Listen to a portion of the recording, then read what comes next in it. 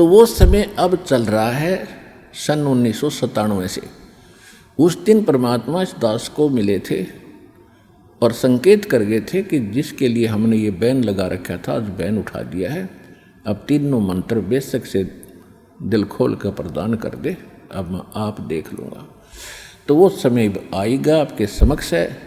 इन मंत्रों का ना कबीर पंथियों को ज्ञान, ना गरीबदास पंथियों को ज्ञान, और ना ही मूल मंत्रों का जो हमारे वेदों और गीता क्या बताती है उस पर सच साधना का, ना हमारे हिंदू धर्म के गुरुओं को ज्ञान। तो इस दास पर दया हुई है कि सभी मानवों को एक ही साधना करनी पड़ेगी मोक्ष प्राप्ति के लिए।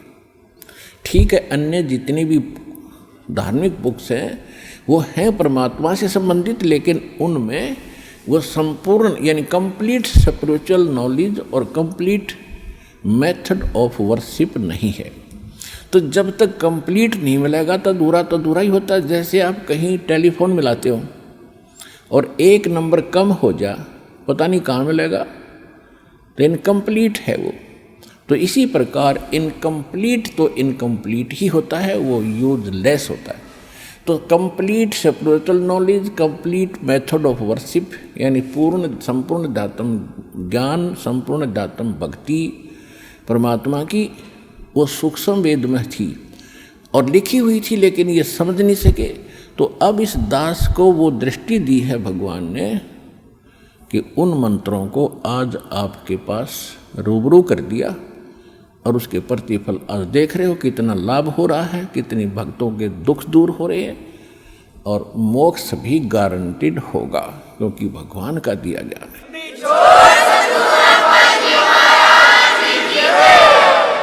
तो पुण्यात्माओं, परमात्मा हमें समझाया करते थे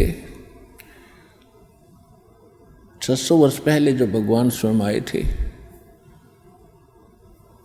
और वही ज्ञान आज दास आपके समक्ष कर रहा है, रूबरू कर रहा है और अपने ही धर्म ग्रंथों से आपको दिखा रहा है। और आप मान रहे हो कि सचमुच जिन ग्रंथों को आज तक हम श्रोधार्य मानते रहे, इनमें जो लिखा सत्य है, और हम उसके विपरीत सुन और कर रहे थे, तो आंखों देखकर बुद्धिमान को मानना पड़ेगा। आंखों देखकर कौन नहीं मानेंगे? जिनका कोई स्वार्थ निहित है। कौन? जो किसी गुरु पद पर प्राप्त हैं, या कोई महंत बने हैं, या कोई उन बुकों को, उनके अनुभव की पुस्तक जो गलत ज्ञान से युक्त हैं, उनको बेच कर रोजी रोटी चला रहे हैं। और विशेषकर इन्हीं लोगों का होल्ड भक्तों के ऊपर रहा है। भोले भाले श्रद्धालु तो अपने गुरु और उनसे संबंधित मुख्य व्यक्तियों की सारी बातों को सत्य मानते रहे, और जिस कारण से वो जो कुछ कह देते थे तो किसी की फिर सुनते ही नहीं श्रद्धालु। और यही बिजली गिरी रही कि परमात्मा 600 वर्ष पहले आए थे और वो समझाया करते थे कि ना तो हिंदू ठीक से साधना कर रहे हैं और ना मुसलमान ठीक से साधना करें। और जिस बात का विरोध इन नकली मुल्ला काजी और पंडित गुरुओं ने परमेश्वर का कराया था, इतना विरोध कर दिया था कि उसके नाम से भी नफरत पैदा कर दी थी। कबीर झूठ बोलता है, हिंदू कहते थे ये हमारे हिंदू धर्म के विरुद्ध बोलता है, हमारे देवी देवताओं का ये अपमान करता है, इसकी बात भी ना सुनना तुम्हें पाप लगेगा। उधर से मुल्ला और काजी पीर कहते थे कि ये मुसलमान धर्म का अपमान करता है और ये अपने आप को श्रेष्ठ मानता है, अपने आप को अल्लाह बताता है। तो इसकी बात पर कोई भी विश्वास मत करना। और साथ भी उनके साथ यातनाएं भी बहुत दी गई थी भगवान को, लेकिन वो तो परमात्मा है, उनको यातनाओं का कोई फर्क नहीं पड़ता। क्योंकि जैसे बच्चे होते हैं छोटे छोटे और कोई गलती करते हैं, पिता उनको मना कर देता है। कई बच्चे ऐसे शरारती होते हैं कि पिता उनसे कोई वस्तु छीन लेता है कि तुझे हानि कर देगी, तो पिता को ही थप्पड़ मारने लग जाते हैं। तो पिता उसका बुरा नहीं मानता, बल्कि उसको उठाकर सीने से और लगा लेता है, कंधे पर बैठा लेता है। तो इसी प्रकार ये काजी और मुल्ला, हिंदू और ब्राह्मण पंडित, ये सभी उसी के बच्चे थे और हम उसके पीछे लगा दिए। तो हम जितनी भी यातना उनको दे रहे थे वो समर्थ थे, उनको दर्द नहीं हो रहा था क्योंकि वो हम उसके बच्चे हैं। उनको महसूस भी नहीं हो रहा था, वो हानि भी नहीं पहुंचा सके हमारे को किसी को, क्योंकि अपने बच्चे को कौन मार सकता है? महानीच व्यक्ति, चाहे कितना नालायक हो। तो उसने, परमात्मा ने किसी को भी हानि नहीं पहुंचाई, हालांकि इतने कहर तो ले दाता पे, क्योंकि उसको पता था कि हम उसके बच्चे हैं और हम पर मीठे, हम सोच रहे थे ये कोई ऐसे गैर व्यक्ति है, और वो हमारा आज भी है, पहले भी था और आगे भी रहेगा। उसको पहचानना पड़ेगा। वो परमात्मा क्या कहा करते थे? नहीं है दारमदारा वहाँ तो नहीं है दारमदारा। उस परमात्मा के जहाँ तुम्हारा न्याय होगा, तुम्हारे कर्मों का अकाउंट होगा, वहाँ पर तुम्हारी इन दंत कथाओं की नहीं चलेगी। वहाँ तो परमात्मा का विधान चलेगा। नहीं है दारमदारा वहाँ तो नहीं है दारमदारा, नहीं है दारमदारा वहाँ तो नहीं है दारमदारा। मुल्ला कुक्के बंक सुनावे, मुल्ला कुक्के बंक सुनावे, ना बैरा कर तारा वहाँ तो नहीं है दारमदारा, नहीं है दारमदारा वहाँ तो नहीं है दारमदारा। 300 रोजे खून करत हो, 300 रोजे खून करत हो, तुम्हें क्यों कर हो दीदारा वहाँ तो नहीं है दारमदारा, नहीं है दारमदारा वहाँ तो नहीं है दारमदारा। मूल गंवाए चले हो काजी, मूल गंवाए चले हो काजी, तुमरा कीजिएगा मुँह काला वहाँ तो नहीं है दारमदारा, नहीं है दारमदारा वहाँ तो नहीं है दारमदारा। भवजल डूब गए हो भाई, भवजल बूढ़ गए हो भाई, यो भर लिया घोर अंगारा वहाँ तो नहीं है दारमदारा, नहीं है दारमदारा वहाँ तो नहीं है दारमदारा। और पंडितों को कहा करते थे,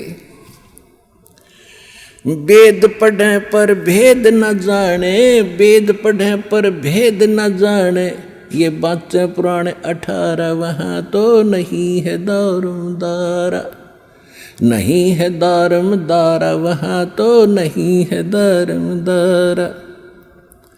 जड़ को अंदरा पत्ते खवावे, पत्थर की पूजा करेंगे, भूल गए सृजनहारा वहाँ तो नहीं है दारमदारा, नहीं है दारमदारा वहाँ तो नहीं है दारमदारा। उजड़ खेड़े बहुत बसाए, उजड़ खेड़े बहुत बसाए, फिर जोटा बकरा मारा वहाँ तो नहीं है दारमदारा, नहीं है दारमदारा वहाँ तो नहीं है दारमदारा। जाको तो तुम मुक्ति कहत हो, जाको तो तुम मुक्ति कहत हो, वो है कच्चे वारा वहाँ तो नहीं है दारमदारा। कच्चे बारा का अर्थ होता था, पहले चौपड़ खेला करते थे और उसमें कच्चे बारा का कोई नंबर नहीं होता था, व्यर्थ बोल देते कच्चे बारा, यानी उससे कोई लाभ उस गेम में, खेल में नहीं होता था। तो यहाँ परमात्मा उसी आधार से बता रहे हैं कि जाकू तो तुम मुक्ति कहत हो, जिसको तुम मुक्ति मान रे, वो है कच्चे बारा वहाँ तो नहीं है दारमदारा, नहीं है दारमदारा वहाँ तो नहीं है दारमदारा।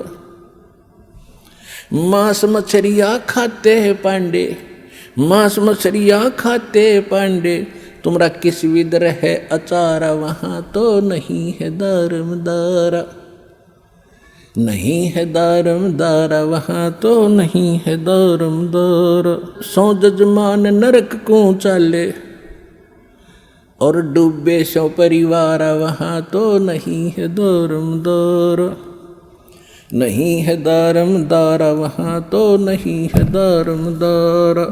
छाती तोड़े हने जम किंकर, छाती तोड़े हने जम किंकर, वहाँ लग गए जमका लारा, वहाँ तो नहीं है दारमदारा।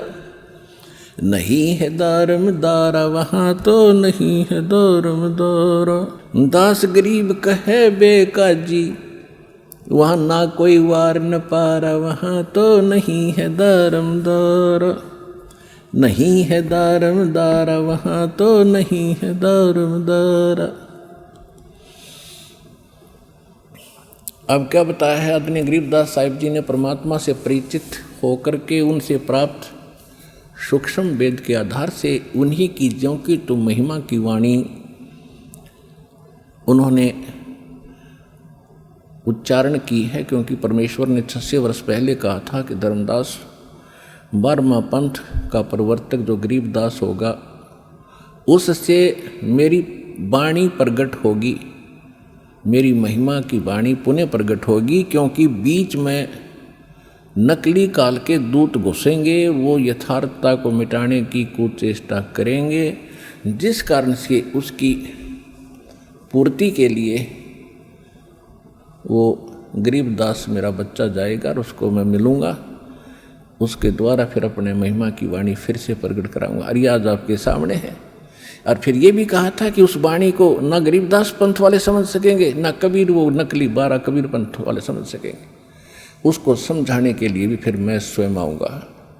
परमात्मा ने आए तो ये दास भेज दिया, अपने पूरे ज्ञान से परिचित कराया। अब परमात्मा ये दोनों धर्मों को समझाया करते थे, उनसे कहा करते थे कि तुम पाप ना करो।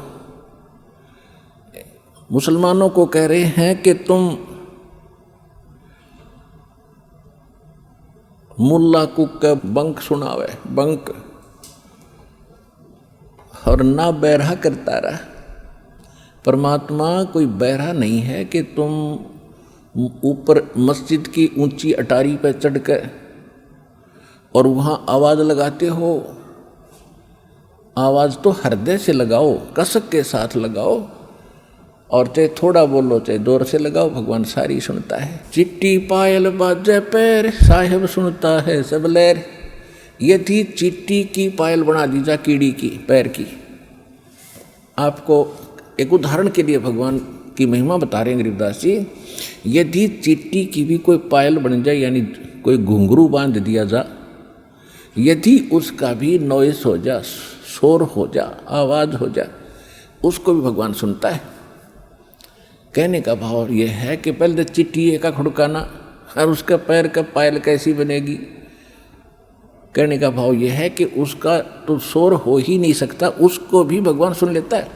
यानी ऐसी सूक्ष्म आपकी भावनाओं को भी मालिक सुन लेता है जो मन में सोच भी करते हो। फिर क्या कहते हैं, जैसे क्या करते थे मुसलमान भाइयों में जो प्रचलित अज्ञान परंपरा है पाप बढ़ाने की, उसमें क्या है कि एक कुर्बानी देते हैं, वो अपना संकल्प करते हैं कोई मनोकामना पूर्णा के लिए कि मैं बकरे कुर्बान करूंगा, इतने बकरे कुर्बान करूंगा, या इतनी कोई गाय करूंगा। तो कैसे करते हैं, उसकी गर्दन पकड़ के धीरे धीरे काटते, हलाल करते हैं। वो कहते हैं हम तो कोई पाप नहीं करते। मुसलमान काजी भाई कहते हैं कि हम बकरे को जब हलाल करते हैं हम पाप नहीं करते, हम तो प्यार से गर्दन काटते हैं और कलमा पढ़ते रहते हैं, यानी मंत्र, कलमा माने मंत्र, और जिसके कारण उस बकरे की आत्मा तो स्वर्ग चली जाती है, उसको ये बेनिफिट होता है, और हम तो बाद में वो प्रसाद बन जाता है कलमा पढ़ने से, और प्रसाद खाते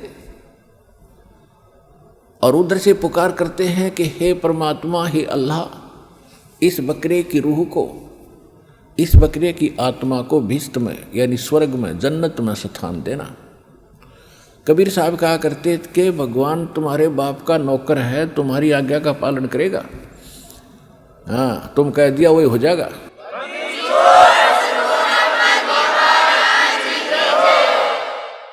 और अगर इस विधि से जैसे आप मान रहे हो कि बकरा काटने से, ऐसे इस तरीके से हलाल करने से और कलमा पढ़ने से इस आत्मा को स्वर्ग प्राप्ति होती है, और जन्नत के लिए तो सारा कुछ हो ही रहा था जब तक तुम्हें मूल ज्ञान नहीं था, तो ऐसी अगर तुम्हें दृढ़ विश्वास है इस बात पर जो साधना तुम कर रहे हो, और जन्नत के लिए सारे पांव पीट रहे हैं, सब प्रयत्न हो रही है, तुम अपने परिवार के किसी सदस्य को इस विधि से जन्नत भेज के दिखा दो, उसको करो हलाल और बोलो कलमा और अर्ज लगाओ भगवान से कि इसकी आत्मा को स्वर्ग में स्थान देना। कहते हैं एक मुल्ला मस्जिद में कूके और एक पुकारे बोका, इनमें कौन व्यस्त क्यों जागा, हमने लगा धोखा। एक तो बकरा अपनी जान को रो रहा है, उसकी गर्दन काटी जा रही है, मैं मार रहा है मैं, और एक मुल्ला ऊपर मस्जिद में आवाज लगा रहा है। कहते एक मुल्ला मस्जिद में कूके, एक पुकारे बोका, अपनी जान न रो रहा, वो भी मैं मार रहा है, इनमें कौन सा स्वर्ग में जागा, हमने लगा धोखा। अर्थात कोई से को स्वर्ग नहीं। फिर क्या कहते हैं कि जय या रूह तय भिष्ट पठाई, भिष्ट कहते हैं स्वर्ग जन्नत को, हेवन को। बकरे की यदि ये रूह तने भिष्ट पठा दी तो कर तदबीर कबीला भाई, जब माना तो अपने परिवार ने करके दिखा दे, हम मान जाएंगे तेरा मेथड सही है। तो इन बातों का परमात्मा का कहने का उद्देश्य क्या था कि 300 रोजे खून कर तो और कैसे हो दीदार है, अरे पाप करनी है ना भगवान मिलेगा, फिर भक्ति की आवश्यकता क्या है, चाहे वो हिंदू करो, चाहे मुसलमान, सिख करो, चाहे ईसाई, 100 कोस है भगवान उससे। कहते हैं जो नर गोसत खात है प्रत्येक राक्षस जान, और इसमें संशय है नहीं, चाहे हिंदू खाओ चाहे मुसलमान।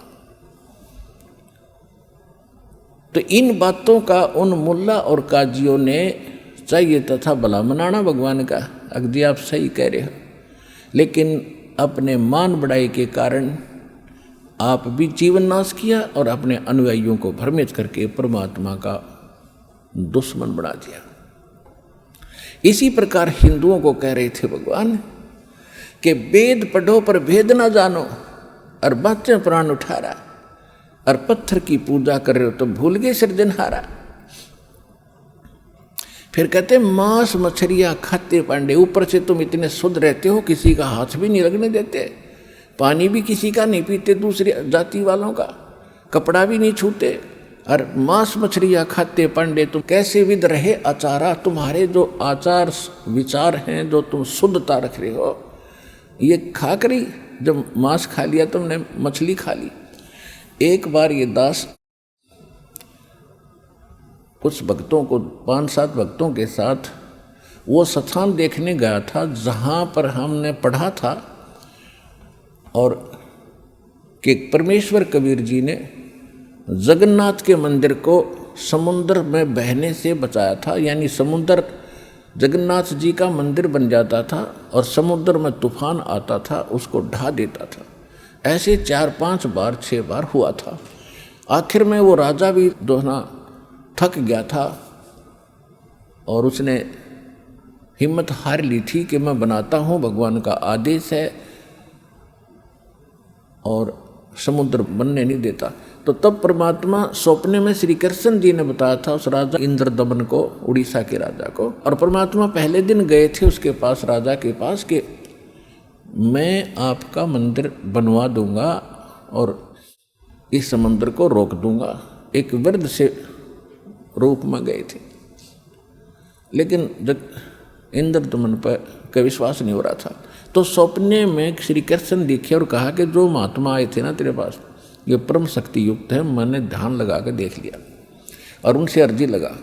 तो ऐसा किया गया था कि परमात्मा ने कहा था कि जिधर से समुद्र उठकर आता है वहाँ मेरा एक चौरा बना दो, चबूतरा, एक पत्थर तराश के ऊपर से और एक बना दिया गया। वहाँ परमात्मा बैठ के उतार हो गया मंदिर, और परमात्मा वहाँ बैठ गए थे उस स्थान पर, और समुद्र ने तो आना ही था, ऊपर उठ गया 40 फुट ऊपर, और परमेश्वर ने ऐसे वहाँ कर दिया बैठे बैठे। वो ऐसा रुक गया था समुद्र जैसे पहाड़ खड़ा हो, वहाँ का वहाँ जाम हो गया था। तो जल का देवता, समुद्र का देवता आया, उसने कहा जी मुझे जाने दो आगे। परमेश्वर ने कहा कि क्या करेगा आगे जाके, कि मंदिर को तोड़ूंगा, कि ये मंदिर आम मंदिरों जैसा नहीं है, इसमें कोई पाखंड पूजा नहीं होगी, इसमें कुछ भी मूर्ति आदि नहीं रखी जाएंगी, इसमें केवल भक्ति मार्ग होगा और इसको मत तोड़ो। और यही श्री कृष्ण जी ने आदेश दिया था स्वप्न में कि उसमें ना कोई मूर्ति रखी जा, ना मूर्ति की पूजा हो। तो ये तो बाद में मूर्तियाँ किसी के कहने से, एक नाथ आया था गोरखनाथ, वेश बदल कर उसने मजबूर कर दिया इंद्रदमन को, जब वो 3 मूर्ति बनवा कर रखी थी। ये कई बार सुनाएंगे कभी कथा, क्योंकि आज विषय दूसरा है। और उन मूर्तियों के भी हाथ दोनों नहीं बन पाए थे, कारीगर पच लिए थे। वो भी परमात्मा ने फिर जाकर रजा करी थी, इतनी भी बनवाई उनकी, क्योंकि राजा बहुत डर गया था। तो मूर्तियों की पूजा नहीं होती वहाँ पर, अलग से प्रसाद प्रसूद बना के बाँट बूट देते। पहले उसमें एक ब्राह्मण रहता था, कथा सुना करता था, को दर्शनार्थ आते थे। फिर वो समुद्र चला गया था, उसको और काफ़ी लंबी कहानी है, फिर बताएंगे। तो वो स्थान आज भी कबीर पंथियों के द्वारा सुरक्षित है कि जगन्नाथ के मंदिर को परमात्मा ने बचाया था। इस कंडीशन से बचाया था कि इसमें कोई छुआछात नहीं करेगा और कोई मूर्ति पूजा नहीं होगी। अपनी सामर्थ्य दिखाने के लिए। और एक पिछला भी प्रोमिस था इस काल के साथ भगवान का। ये लंबी कहानियाँ हैं, आने वाले समय में पूरी कथा सुनाया करेंगे, क्योंकि अभी तक तो दास उस दलदल से उभरा है कि आपको रह रहकर प्रमाण दिखाता था, देखो Kabir is God, Kabir is God, ये लिखा है इस शास्त्र में लिखा। अब दास आपको एक ऐसी कथा सुनाया करेगा, आपकी आंखों से आंसू बहा करेंगे इतना। क्योंकि अभी तक तो मैं सुनाता ये कथा थर आपका जचड़िए नहीं थी कि कबीर जी ने ऐसा कर दिया, नहीं नहीं नहीं नहीं नहीं, मन टिकने नहीं देता। तो पहले मन के मैल को साफ किया है, ये प्रमाण दे गए, और फिर इतने दुख दूर कर दिए। भगवान जो क्या करता है, ये कबीर इज गॉड, इधर से देख लो चाहे उधर से, God is God, Kabir is God.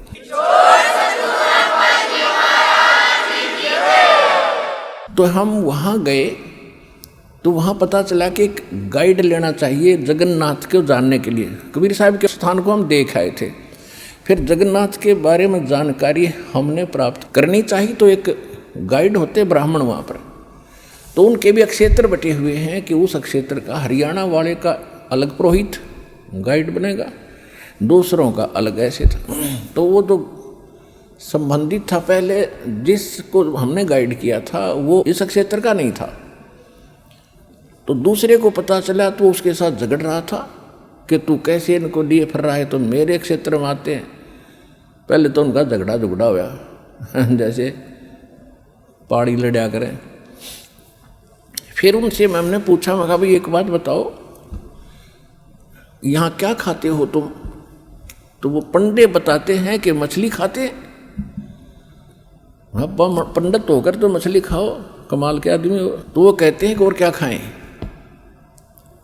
तो हमने पहले परमात्मा की वाणी पढ़ते थे, अविश्वास नहीं था कि इसमें जो लिखा झूठ होगी, लेकिन अब पक्का विश्वास हो गया। जो पांडे रूप में प्रसिद्ध थे वो लोग तो मांस मछलियों का खाते रहे। तो कहते हैं तुम उधर से तो इतने स्वच्छ बने फिरते हो और मांस मछलियाँ खाते, पांडे मछली का मांस खाते हो, तुम्हारी शुद्धता और ये भक्ति कैसे बनेगी? ये गलत है और ये साधना तुम्हारी गलत है और ये आहार भी गलत है। परमात्मा ने बताया कि बासमती चावल पकाओ और गरत खांड टुक डार और गरीब दास करो बंदगी, ये कूड़े काम निवार है। कि आहार बताता हूँ क्या खाओ। कहते बासमती चावल बनाओ और उसमें खांड और घी डाल के खा के देखो कितना आनंद आवे। और कहते हैं गरीब दास करो बंदगी और ये कूड़े काम निवार, बुरे काम छोड़ के और भक्ति करो और ये आहार करो। तुम गलत क्यों खाते हो? परमात्मा की इन बातों से उन्होंने शिक्षा ग्रहण नहीं करी, बल्कि दुश्मन बन गए कि तो हमारी रोजी रोटी का दुश्मन हो गया। तो जिस कारण से उन्होंने अपने धर्म के लोगों को, हिंदुओं ने अपने अनुयायियों को, गुरुओं ने, और मुसलमानों के गुरुओं ने मुसलमानों को परमात्मा का विरोधी कर दिया। और कहना तो उन्होंने होता है कि तो धर्म के ऊपर तो हमें लड़ाकर मारते ही रहेंगे आज तक। तो इस बात पर हम दृढ़ हो जाते थे कि हमारे धर्म के खिलाफ कौन बोल गया। उन्होंने परमात्मा के साथ सब जुल्म कर लिए। एक बार एक शेख तकी नाम के सिकंदर लोधी दिल्ली का बादशाह, जो कि पूरे हिंदुस्तान का सम्राट था, और उसके अंतर्गत फिर पूरे भारतवर्ष के छोटे छोटे नरेश राजा आते थे। और उस समय अफगानिस्तान, पूर्वी और पश्चिमी पाकिस्तान, बलूचिस्तान, इराक, ईरान, गजनी, ये सारा का सारा क्षेत्र भारतवर्ष में आता था। तो उनका इस पूरे राष्ट्र का राजा जो थे, बादशाह थे, वो सिकंदर लोधी थे। और जब सिकंदर लोधी कभी काशी जाते थे, कि परमात्मा का लीला स्थल, लीला क्षेत्र काशी ज़्यादा रहा है, तो सिकंदर लोधी जब कभी काशी में जाते थे, काशी शहर में, बनारस में, तो उस समय उनके साथ एक शेख तकी नाम के उनके धार्मिक गुरु थे, जो पूरे हिंदुस्तान के मुसलमानों के मुखिया थे। और उसको साथ रखना सिकंदर लोधी राजा की मजबूरी थी, कि उसके हुक्म से सब कुछ हो रहा था। उस शेख तकी के नाम जो कह देता था मुसलमान, उसी के राजा से पहले उसके आदेश का पालन करते थे। इस कारण से वो उसको साथ रखता था, प्रसन्न रखता था, सारी सुविधाएं देता था। तो शेख तकी भी उनके साथ गया हुआ था बनारस में। उससे पहले परमात्मा के साथ बहुत कहर तोले, बड़े जुल्म किए। एक बार परमात्मा अपनी झोंपड़ी में, कबीर साहब जी जुलाहा कॉलोनी में अपनी झोंपड़ी में सोए हुए थे, रात्रि के समय विश्राम कर रहे थे। शेख तकी ने मस्टंडे गुंडे भेजे और तलवार के साथ उनकी टुकड़े टुकड़े करके आओ। 4-5 गुंडे लेकर खुद गया कि कहीं ये काट के ना हो, इतना ईर्षा करते। तो उन गुंडों ने तलवार मारी, ने परमात्मा के 6-7 टुकड़े कर दिए, आर पार तलवार निकल गई। और तलवार ऐसे लगे जैसे रुई में लगती है, हार्ड महसूस नहीं हो रहे थे। उनके हिसाब से तो कट चुके थे। जब वो चलने लगे, परमात्मा खड़े हो गए और कहा, शेख तकी बैठ जाओ, जलपान करके जाना। अब उन गुंडों ने तो देखा कि अभी हमने तो इसको काट दिया था, 6 टुकड़े कर दिया, वो खड़ा हो गया। वो डर गए कहीं वो भूत बात ना हो। उनका तो चढ़ गया बुखार 103। और शेख तकी नीच था, उसने माननीय नहीं थी भगवान की, चला गया। तो इतना कुछ देख कर भी वो महिमा का भूखा व्यक्ति परमात्मा से ईर्षा रखता था, उसने नहीं मानी, ना मानने दी। ऐसे और बहुत से कहर भगवान के ऊपर तोले थे। जहाँ भी सत्संग कर रहे होते थे, वहीं किसी बदमाश को भेज देते थे, परमात्मा को डले मारता था, कोई लठ मारता था। लेकिन वो तो हमारे लिए हमारे बाप हैं, हमारे पिता हैं, माता हैं, सभी गुणों से व्यक्त हैं, हमारे बंधु और साथी भी वही हैं। तो वो तो हमारे लिए भटकते ही रहेंगे। हमारी आंखें कद खुलेंगी, उसकी मालिक को इंतज़ार है। तो वो आंखें खोलने के लिए अब ये सारा सिस्टम मालिक ने दिया है। ये यथार्थ ज्ञान दिया, ऐसा विज्ञान दे दिया कि आप अपने मोबाइल में बैठकर अक्सर अक्सर देख सकते हो और पहचान सकते हो, जान सकते हो, और उसका तुलना, कंपैरिजन अन्य ग्रंथों से कर सकते हो। इसलिए अब आपकी ये नींद टूटेगी। परमात्मा ने ये विज्ञान और ये ऐसे इंस्ट्रूमेंट भगवान ने दिए, ये मनुष्य नहीं बना सकता। ये स्वप्न भी ना लेना कि मनुष्य ऐसे इंस्ट्रूमेंट और ये इंटरनेट वगैरह का जुगाड़ जोड़ लेगा।